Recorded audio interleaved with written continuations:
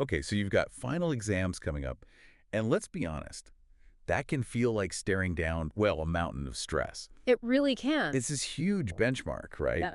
Covering everything you've supposedly learned all semester. You've put in the work, and now it's kind of crunch time. It absolutely is. It's definitely a high stakes period for students. There's this unique challenge managing the academic load and your own well-being. Exactly. So today we're doing a deep dive into navigating finals week, trying to find ways to do it with, less anxiety and hopefully more success. Hmm. We've pulled together insights from a few different places. Yeah. There's a university's official guide, we've got a student's guide, like a personal take, and also a classic test prep site.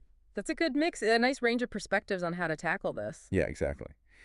And our mission here is really to unpack these sources, pull out the most actionable strategies for you. Right, we want to help you maybe reframe finals, turn it from this heavyweight into something more manageable, give you the tools to get the results you've worked for. And, digging into these guides, one thing just jumped out immediately across all of them. Success isn't just about hours logged studying. No, not at all. It seems fundamentally rooted in, well, planning, having a smart strategy, Yeah. and, crucially, taking care of yourself. Absolutely. Planning, strategy, self-care, that's the core message we saw. Let's dive into how these sources break that down, shall we? Okay, so the first big theme, the one everyone kind of groans about, procrastination. Ah, yes. The old enemy. Right. All the sources hammer this point. You've got to get ahead of it. And what's really striking is how strongly they link starting early, not just to feeling less stressed out, which makes sense, but actually linking it directly to better performance, higher scores. Hmm. One source even says planning, like real planning, should maybe start closer to the beginning of the semester. Whoa, beginning of the semester. That sounds intense. It does, but Yeah. when you think about how much material piles up over months, it actually makes a certain kind of sense. Okay, fair point. So what does starting early actually look like in practice, according to these guides? Is it just thinking about it? No, it's more concrete. It's about breaking things down. Like instead of staring at this giant pile of notes, you tackle it chapter by chapter maybe, or week by week from the course. Manageable chunks. Exactly. Setting alerts, maybe putting review sessions in your calendar way ahead of time, Yeah. and being realistic, Yeah. about how long stuff actually takes, like memorizing specific facts or formulas that doesn't happen overnight. Yeah, you can't just will yourself to remember everything in one go. The Princeton Review source had that interesting idea about prioritizing, Oh, yeah. sorting material into what's definitely going to be on the exam, what's probably on it, and what might be. Right, the definite, probable, maybe? And they suggest hitting the definitely stuff first. Hmm. Which, I mean, if you're short on time, that seems pretty logical. Maximize your points, Huh. right? Absolutely, smart triage. And building on that, a few sources also said make sure you allocate more time for the subjects or the topics that tripped you up during the semester. Okay, that makes sense. Don't just review what you're good at. Exactly. Go back, look at old tests, old assignments, see where you lost points. That tells you where to focus your energy now. Right. So, pulling this first section together for you, the listener, key takeaway seems to be make a real plan, start that plan way earlier than you think you need to, and be strategic about where you spend your time. Focus on the likely stuff and your weak spots. Okay, so you've got your plan, but how do you actually keep your brain, functioning through all the studying? This is where self-care comes in, and the sources are really emphatic about this. It's not optional. Not a luxury item. Not at all. It's essential. Essential for performance. And the thing they all seem to circle back to, maybe surprisingly for some students, is sleep. Yes. Sleep gets a lot of attention. Multiple sources really emphasize getting enough rest. Why is sleep so critical when you're trying to learn and remember stuff? Well, the research they point to shows sleep does more than just rest you. It actively helps your brain. It enhances concentration when you're awake and studying. Okay. And maybe even more importantly for exams, it fortifies memories. It helps lock in what you've learned, making it easier to recall later. So it's like saving your work. Kind of, yeah. They specifically mention slow wave non-REM sleep as being vital for remembering facts. Uh-huh. And they're unanimous. Pulling all-nighters.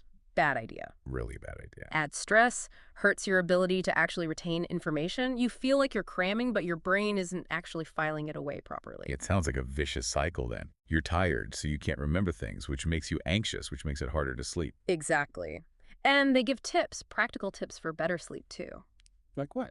Things like getting electronics out of the bedroom, sticking to a consistent sleep schedule, same bedtime, same wake-up time, even on weekends if possible. Oof, weekends too. Yeah, consistency helps regulate your body clock, and watching the late-night caffeine, obviously. Right, right. Okay, so sleep is huge. What else on the self-care front? Food. Absolutely. Nutrition is key fuel. The PLNU source actually listed specific brain-stimulating foods. Oh yeah, like what? Berries, dark chocolate. Good news there. Nice. Nuts, protein, avocados, fish, colorful veggies, basically whole healthy foods. Mm. And staying hydrated.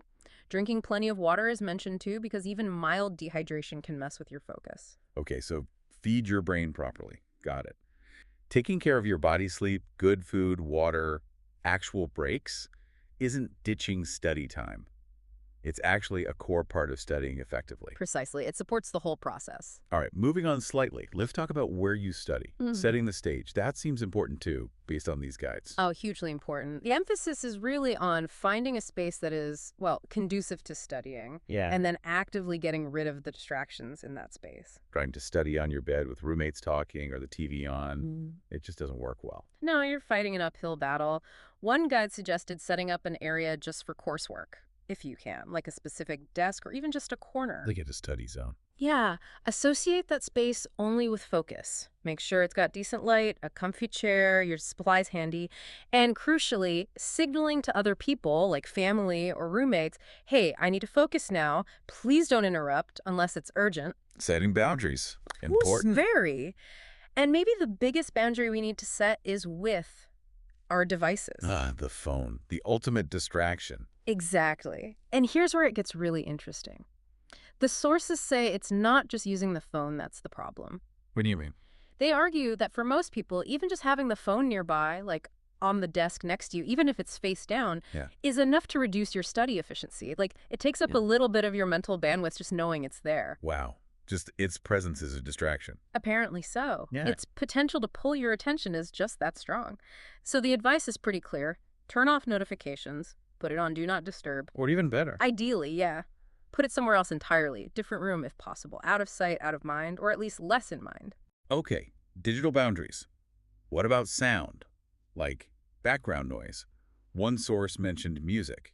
Yeah, that one highlighted some studies suggesting that for some people, certain types of music can help, specifically classical music or other wordless music. Why classical? The thinking is it might create a better emotional state, maybe make your mind more receptive to information, and it could reduce anxiety, which might help you retain things better. They even pointed to specific playlists you could try. Interesting. So might be worth experimenting with. Could be. The key seems to be wordless, though, so lyrics don't distract you. Right. Okay, so for you, the listener, find or create that dedicated study spot. Be really strict about kicking the phone out and maybe experiment with some instrumental music Yeah. if silence isn't working for you. So now you're in your perfect distraction-free zone. Mhm. How do you actually, engage with the material effectively? The sources really push back against just passively reading your notes over and over. Yeah, we're just highlighting everything, right? Right. They stress there's no one-size-fits-all method here. They really encourage you to experiment and find what works for you. Trying different things, Yeah. like reading notes out loud, Yeah. making flashcards, using different highlighters, maybe more strategically. Exactly. And maybe tailoring it to the class, too. What helps you memorize history dates might be different from how you practice calculus problems. True. So experimentation is key. Yes. And the core idea behind most of the effective methods seems to be active recall, Active recall, meaning meaning you force yourself to pull the information out of your brain rather than just looking at it on the page. Testing yourself, basically. That's how you find the gaps in what you actually know versus what you think you know. okay, that makes sense. Yeah. And one technique that really jumped out at me was writing practice test questions yourself. Ah, yes. Thinking like the teacher. Exactly. One source argued this is super helpful because first, it makes you boil down the material to the absolute key takeaways. Mhm. Second, it helps you see the bigger picture, how things connect. Third, you start thinking like your professor might think when they write the exam. Which is great preparation. And fourth, it immediately shows you what you still need to go back and review. Yeah, that's a really powerful active strategy. They also mentioned visual aids, like mind maps to connect ideas or flashcards for specific facts, and the Princeton Review gave that classic example of a mnemonic. Like Roy G. Biv for the Rainbow Killers. Exactly like Roy G. Biv. silly tricks that help things stick. And they all seem to really emphasize quizzing yourself regularly. Oh, definitely. One source cited research showing students remember information way better if they've been quizzed on it compared to just reviewing it for the same amount of time. Wow. So the struggle of retrieving it actually strengthens the memory. It seems so. They even suggest, asking a friend or a family member to quiz you as a little bit of that recall pressure. Okay, so the big message here for you is get active. Yeah. Don't just read. Write questions, make flashcards, draw diagrams, use mnemonics, and definitely quiz yourself often. Mix and match, see what sticks for you. And speaking of friends and family, it's also really important to remember you don't have to go through this whole stressful finals thing completely alone. Right.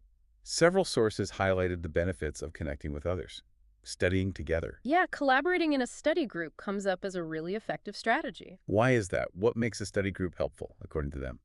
Well, they list several things. One is just accountability, knowing you have to show up and be prepared for the group helps you stay on track. Okay. You can quiz each other, which we just talked about being effective. You can tackle tough problems together. Two heads are better than one. Sure. You can compare notes, fill in gaps if someone missed something in lecture. And maybe one of the most powerful things, teaching concepts to each other. Oh, yeah. Explaining something to someone else is like the ultimate test of whether you understand it. Exactly. It forces you to organize your thoughts clearly. One source also mentioned just benefiting from seeing how other, maybe more organized students approach studying or take notes. Learning good habits by osmosis. Kind of. And the Princeton Review pointed out that simply talking through the material, verbalizing it, makes you think about it more deeply than just reading silently, which helps with memory. Makes sense. So study groups are good. What about other support? Beyond your peers, they definitely stress. Don't hesitate to go to your professors or your TAs if you're hitting a wall. Ask for help. That's what office hours are for. Right. Don't be intimidated. And use campus resources, too. Absolutely. Most universities have tutoring centers, writing labs, academic support offices. Use them. They're there to help you succeed. Yeah. What about during the test? When the clock is ticking? Yeah, the student guide had some really practical tips for test day itself. First, and this sounds obvious, but read the questions carefully. Don't just skim and jump in. Exactly. Understand what's being asked before you start writing. And for longer answers, like essays or complex problems, take maybe 30 seconds to quickly outline your answer. Just jot down the key points you need to hit. Plan your attack. Right. Helps ensure you cover everything logically and don't ramble.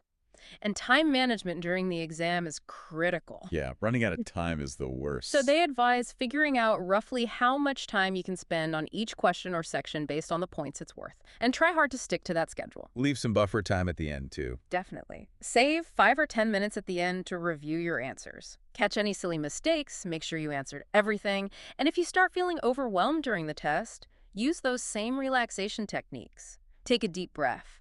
Recenter yourself. Okay, so for tackling the test itself, get your mind right beforehand with breathing and positive thinking.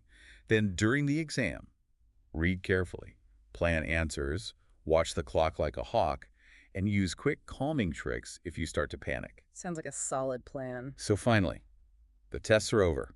You survived. You hand everything in. Is that it? One source, the PLNU one, had a final piece of advice. Ah, yes, the reflection piece. This was interesting. Yeah, it's about looking back on the semester and your finals prep with complete honesty. Not in a beat yourself up kind of way, though. No, more like constructive criticism. What worked? What really didn't work? Thinking about, okay, what would I maybe want to do differently next semester to make things smoother or to get even better results? Right, learning from the experience. Exactly. That's framed as the key to actually improving over time. Becoming a better, more effective student isn't just about cramming for one set of finals. It's about refining your process each time. And the great thing is, this knowledge isn't just useful for this 1 week. I mean, these are habits and skills planning, self-management, active learning, seeking help that can benefit you in pretty much any challenging learning situation you face. Absolutely. These are lifelong learning skills, really. So as you head into your finals, maybe think about this. Of all the strategies we talked about today, which one specific thing resonated the most with you? Just one thing to focus on. Yeah. How could putting your energy into implementing just that one strategy maybe change your whole approach, not just for these finals, but maybe for your next big project or challenge down the road?